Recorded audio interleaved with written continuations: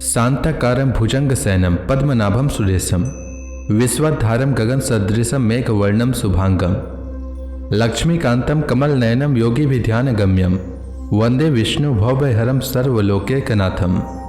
मंगलम भगवान विष्णु मंगलम गरुड़ध्वज मंगलम पुंडरीकाक्ष मंगलाय तनोहरि। ओम नमो भगवते वासुदेवाय। आज का दिन आप सभी के लिए मंगलमय हो। आज पौष महीने की अमावस्या है। पौष महीने में प्रतिदिन भगवान सूर्य देव को जल का अर्घ देना चाहिए। इससे सालों भर भगवान सूर्य देव की कृपा बरसती रहती है। आइए सुनते हैं पौष मास की कथा का 15वां अध्याय। सूत जी कहते हैं, स्वजनों से मिलने और पुण्य श्लोक भगवान श्री कृष्ण अब क्या करना चाहते हैं, यह जानने के लिए अर्जुन द्वारका गए हुए थे। कई महीने बीत जाने पर भी अर्जुन वहां से लौट कर नहीं आए। धर्मराज युधिष्ठिर को बड़े भयंकर अपशकुन दिखने लगे। उन्होंने देखा कि काल की गति बड़ी विकट हो गई है। जिस समय जो ऋतु होनी चाहिए उस समय वह नहीं होती और उनकी क्रियाएं भी उल्टी ही होती है। लोग बड़े क्रोधी, लोभी और असत्य परायण हो गए हैं। अपने जीवन निर्वाह के लिए सब लोग पाप पूर्ण व्यवहार करने लगे हैं। सारा व्यवहार कपट से भरा हुआ होता है। यहाँ तक कि मित्रता में भी छल मिला रहता है। पिता माता, सगे संबंधी, भाई और पति पत्नी में भी झगड़ा होते रहता है। कली काल के आ जाने से लोगों का स्वभाव ही लोभ, दंभ आदि अधर्म से अभिभूत हो गया है और प्रकृति में भी अत्यंत अरिष्ट सूचक अपशकुन होने लगे हैं। यह सब देखकर युधिष्ठिर ने अपने छोटे भाई भीमसेन से कहा। युधिष्ठिर ने कहा, भीमसेन, अर्जुन को हमने द्वारका इसलिए भेजा था कि वह वहां जाकर पुण्य श्लोक भगवान श्री कृष्ण क्या कर रहे हैं इसका पता लगाए और संबंधियों से मिल भी आए। तब से 7 महीने बीत गए, किंतु तुम्हारा छोटा भाई अब तक नहीं लौट रहे हैं। मैं ठीक ठीक यह नहीं समझ पाता हूं कि उनके न आने का क्या कारण है। कहीं देवर्षि नारद के द्वारा बतलाया हुआ वह समय तो नहीं आ पहुंचा है जिसमें भगवान श्री कृष्ण अपनी लीला विग्रह का संवरण करना चाहते हैं। उन्हीं भगवान की कृपा से हमें यह संपत्ति, राज्य, स्त्री, प्राण, कुल, संतान, शत्रुओं पर विजय और स्वर्ग आदि लोकों का अधिकार प्राप्त हुआ है। भीमसेन, तुम तो मनुष्यों में व्याघ्र के समान बलवान हो।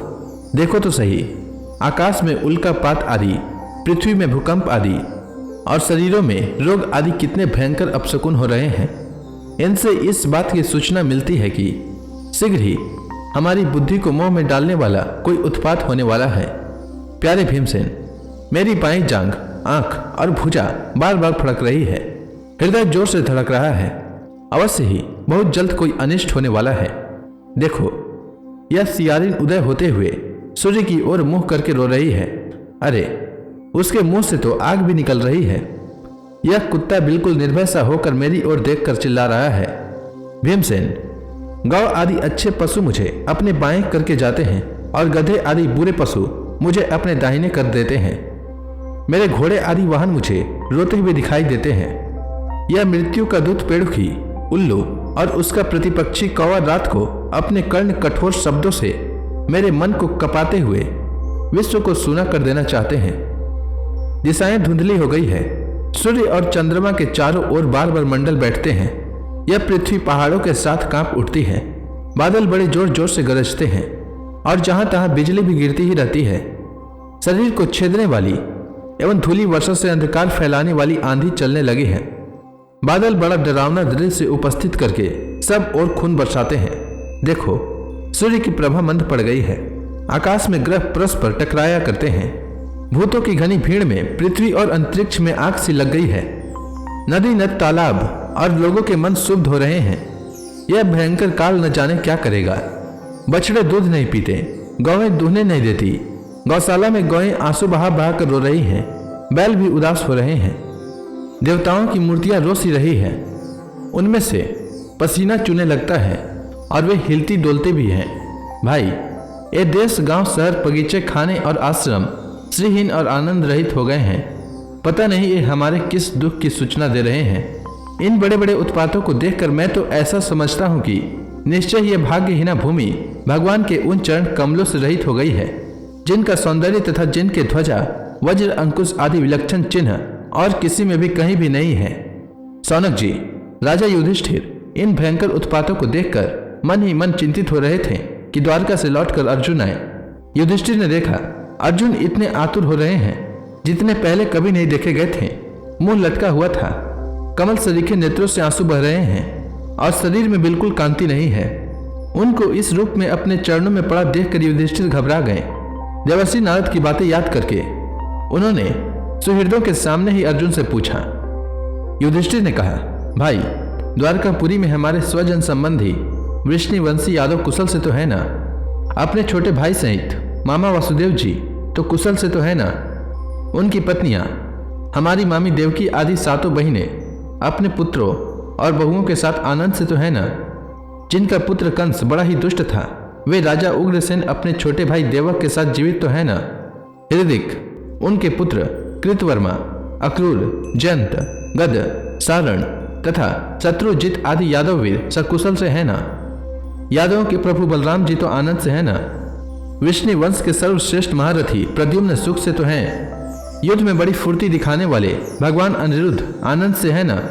सुषेण, चारुदेषण, जाम्बवती नंदन सांब और अपने पुत्रों के सहित ऋषभ आदि भगवान श्री कृष्ण के अन्य सब पुत्र भी प्रसन्न है ना?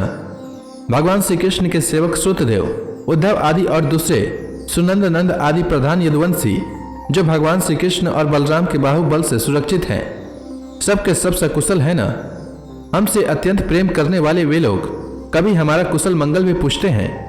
भक्तवत्सल ब्राह्मण भक्त भगवान श्री कृष्ण अपने स्वजनों के साथ द्वारकापुरी की सुधर्मा सभा में सुखपूर्वक विराजते हैं ना? वे आदि पुरुष बलराम जी के साथ संसार के परम मंगल, परम कल्याण और उन्नति के लिए यदुवंश रूप क्षीर सागर में विराजमान हैं।